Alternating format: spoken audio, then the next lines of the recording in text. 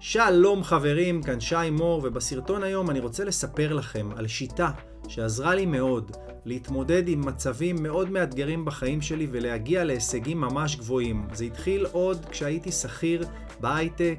הצלחתי להתקדם בתוך 5 שנים ממצב של טכנאי מחשבים שמרוויח 7-8 אלף שקל בחודש למנהל מערכות מידע בחברת אמדוקס, חברה בינלאומית, ולהרוויח משכורות של 24 ו-28 אלף שקל בחודש. אחר כך כשיצאתי לעצמאות לפני 2 בתוך שנה, השיטה הזאת עזרה לי להקים סוכנות של 60-70 אלף שקל בחודש בתוך שנה לבד בסוכנות.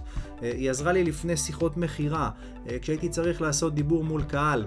תישארו איתי עד סוף הסרטון ואני הולך לספר לכם ממה השיטה הזאת מורכבת. אל תשכחו להירשם לערוץ, לעוד תכנים נוספים שאני מעלה, כל יום סרטון, וגם לעשות לייק לסרטון עכשיו. תודה רבה, זה יעזור לי מאוד להתקדם ולהתפתח. בעצם לשיטה הזאת קוראים וידאו תרפי. מה זה אומר וידאו תרפי? בכל פעם שיש לכם בחיים איזשהו משהו שאתם רוצים לעשות ואתם יודעים שזה הולך לקדם אתכם לעבר המטרה שלכם, קורה לפעמים שמגיע היום, מגיע הבוקר, מגיע הזמן לעשות את הפעולה, פתאום מרגישים איזשהו דאון, איזשהו יורד לכם החשק, ופשוט לא בא לכם לעשות את זה, משהו מושך אתכם למטה. בעצם אנחנו מורכבים מ3 אישויות, אוקיי? יש לנו את עצמנו, שזה אנחנו, אני שמדבר איתכם עכשיו, יש את עצמי 1 ויש את עצמי 2, אוקיי?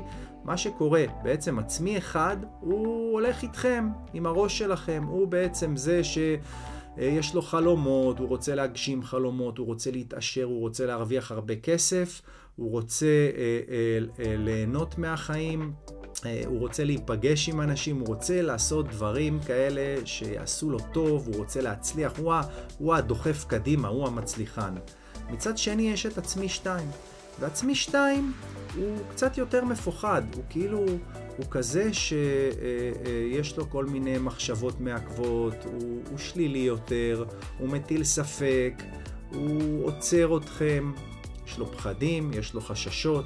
עכשיו, קודם כל הדבר שאנחנו צריכים להבין שעצמי 2 הוא לא משהו רע. עצמי 2 הוא בסך הכל כאן כדי לשמור עליכם, כדי להגן עליכם.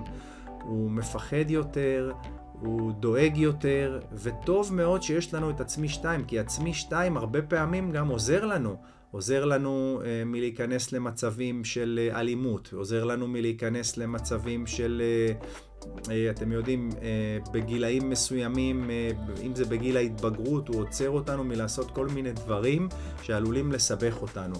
אז מה בעצם אנחנו עושים? נניח שאתם היום בבוקר צריכים לצאת לפגישה מאוד מאוד חשובה, ורגע לפני הפגישה פתאום משתלטת תחושת הדאון הזאת. נגיד שאנחנו הולכים לצאת לאיזשהו שיתוף פעולה. מה שאני עשיתי בכל המצבים האלה, ועזר לי מאוד, והרים לי את המצב רוח, והרים לי את המוטיבציה, בתוך 3-5 דקות, נקרא וידאו תרפי. בעצם זה לפתוח את המצלמה של הטלפון, ולהתחיל לדבר.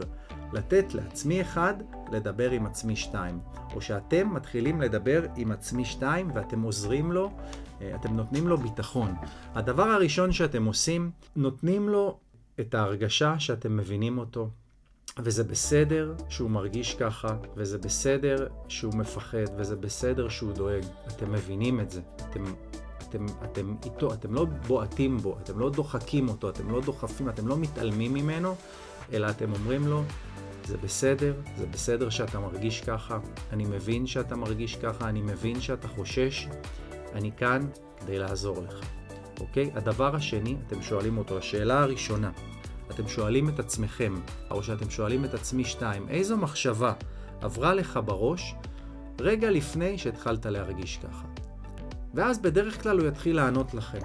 הרבה פעמים זה יהיה משהו כמו, חשבתי שאם אני אלך עכשיו לפגישה הזאת, אז אני סתם יבזבז 2 מהזמן שלי, וכנראה שבסוף לא יצא מזה שום דבר, הוא ינפנף אותי, והנה סתם שרפתי 2 בזמן שיכולתי לעשות משהו הרבה יותר טוב, ואז אני אחזור סתם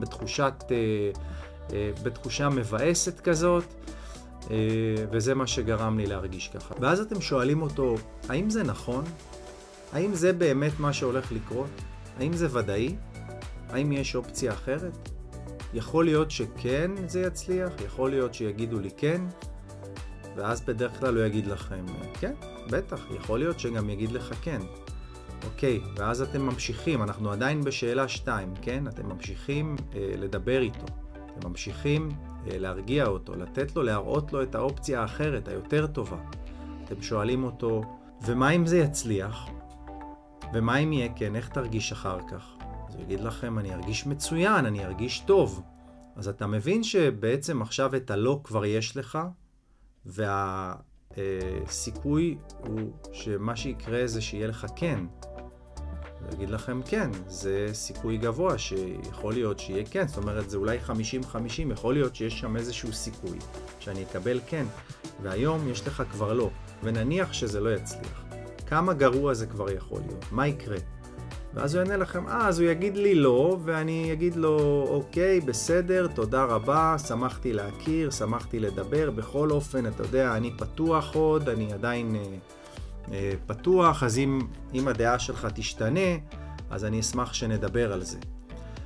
ושוב, ומה הכי גרוע שיכול לקרות במצב הזה? אז אני אחזור הביתה, אני אהיה מבואס, אבל יכול להיות שאיפשהו אני גם אהיה שמח על זה שניסיתי.